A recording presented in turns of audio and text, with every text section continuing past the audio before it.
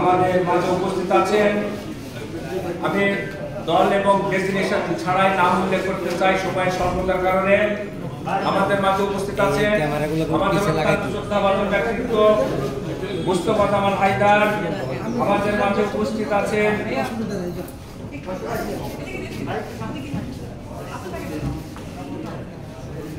সুব্রত চৌধুরী। আমাদের মাঝে উপস্থিত আছেন শহীদুদ্দিন মাহমুদ স্বপন। আমাদের মাঝে উপস্থিত আছেন শহীদুল্লাহ কায়সার, মনিরুদ্দিন পাপ্পু সহ জাতীয় নেতৃবৃন্দ। সংগ্রামী সাথী ও বন্ধুগণ, আমরা আজকে এমন একটি দিনে আলোচনা সভার আয়োজন করেছি যখন যে লক্ষ্য নিয়ে আমরা বাংলাদেশে একটি গণ অভ্যুত্থান ঘটিয়েছিলাম, সেই গণ অভ্যুত্থান অনেকটা ধ্বংস হতে বসেছে। এমন একটি পরিস্থিতি আজকের আলোচনা সভা। সংগ্রামী সাথী ও বন্ধুগণ, আপনারা জানেন স্বাধীনতার পর থেকে ক্ষমতার পালাবদল অনেকবার হয়েছে, কিন্তু জাতি কখনো বিগত 15.5 বছরের যে ফ্যাসিজম আমাদের ঘাড়ে চেপে বসেছিল, এমন ফ্যাসিজম ইতিপূর্বে কখনো আসে নাই। প্রিয় সাথী ও বন্ধুগণ, এই ফ্যাসিজমকে তাড়াতে গিয়ে আমাদের দেশের কৃষক, শ্রমিক, মেহনতি মানুষ, সর্বশেষ ছাত্র জনতা জীবনকে বাজি রেখে লড়াইয়ের মাঠে নেমেছিল। বন্ধুরা আমার, আপনারা সবাই জানেন, তারপরেও স্মরণ করে দিতে হয় আজকে যে আমরা স্বাধীন একটি মুক্ত পরিবেশের কথা বলছি, এটি অত্যন্ত দুরূহ ছিল এবং কষ্টকর ছিল। যখন বাংলাদেশের অন্যতম প্রধান বিরোধী দল বিএনপিকে হাজার হাজার নয় লক্ষ লক্ষ মামলা দিয়ে কোণঠাসা করা হয়েছিল, আরেকটি বিরোধী দলের নেতাদেরকে ফাঁসির কাস্টে ঝুলিয়ে তাদেরকে ঘরের কোণে ঢুকিয়ে দেওয়া হয়েছিল, ঠিক সেই সময় প্রয়াত ডাক্তার জাফরুল্লাহ চৌধুরী উনি চিন্তা করলেন বাংলাদেশের এই জুলুম ফ্যাসিবাদকে মুক্ত করতে হলে ছোট ছোট দলগুলো নিয়ে একটি বৃহত্তর ঐক্য করে এই লড়াইয়ের মাঠে নামতে হবে। উনি ভাসানী অনুসারী পরিষদের সভাপতি ছিলেন।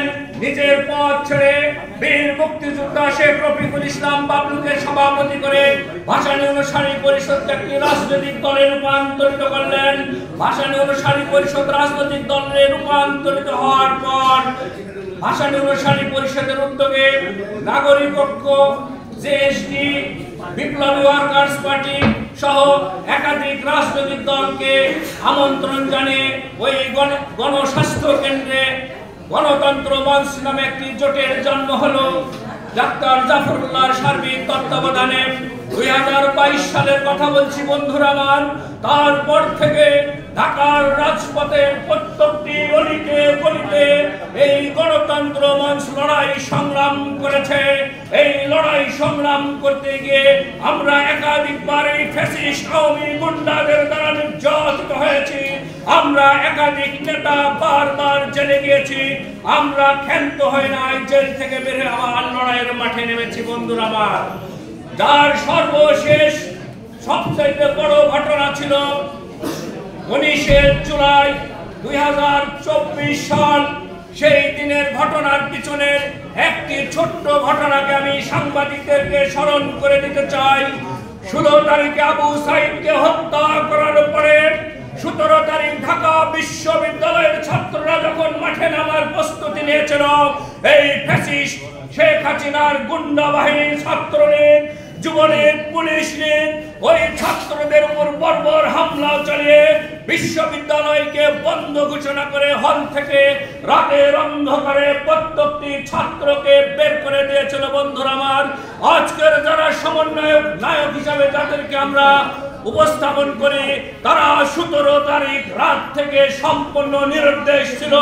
আমরা বিভিন্নভাবে যোগাযোগ করার চেষ্টা করেছি, কিন্তু তাদের হদিস খুঁজে পাওয়া গিয়েছিল না।